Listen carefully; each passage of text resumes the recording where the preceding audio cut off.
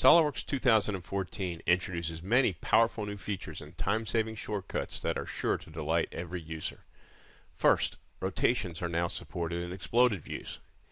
Adding these rotations make explode animations much more realistic.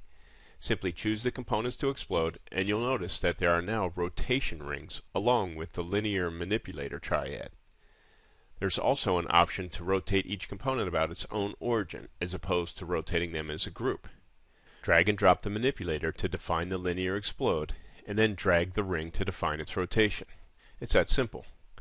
To define the rotation of the cylinder, we can now drag the manipulator without having to hold the Alt key to define the rotation axis, and then drag the cylinder out of position. One of the best ways to communicate assembly steps is to animate the explode or collapse, and with the new rotational explode steps, this communication gets even clearer.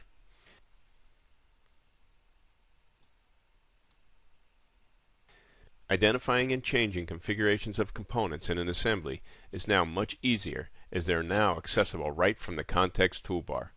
They're even accessible when selecting subassemblies.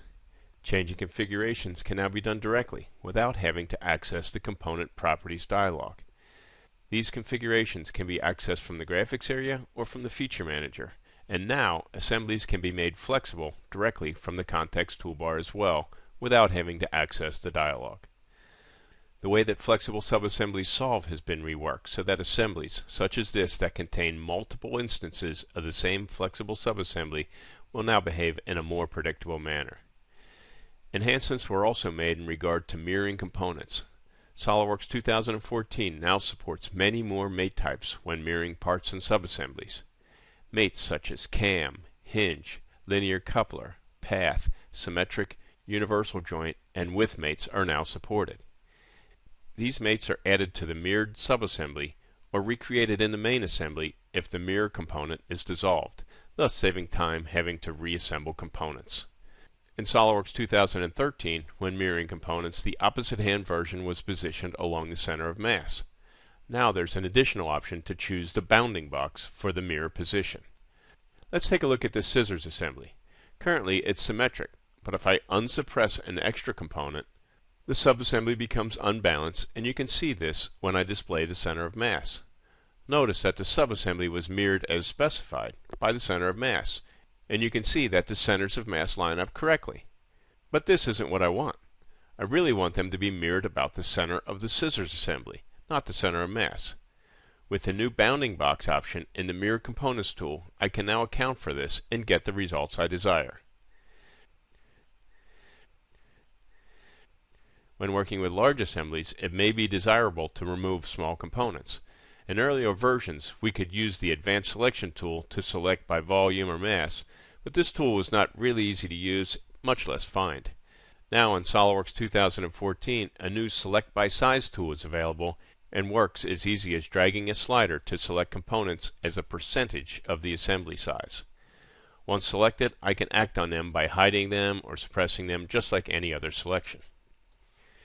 Many users express concern that when they check the option Scroll Selected Item into View, that the Feature Manager never remembered where it was.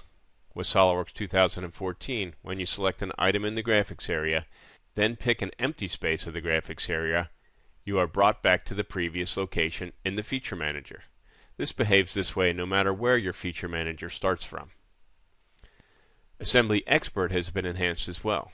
Rebuild time is now reported in seconds as opposed to milliseconds, and we now list the number of hidden components, virtual components, envelope components, and the number of flexible subassembly mates. This can be important when troubleshooting assembly performance issues. Finally, the View Mates tool has been enhanced to now include features as well as components. Now I can see any mates that may be referencing a plane, axis, origin, or any reference geometry. This also works for sketches and curves, which makes it easy to see how the assembly is constructed. But it doesn't stop there.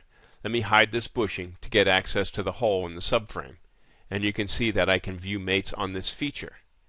In fact, I can view mates on any face or surface as well. This is very beneficial, especially when making changes to components of an assembly. You'll now be able to see which other components will be affected.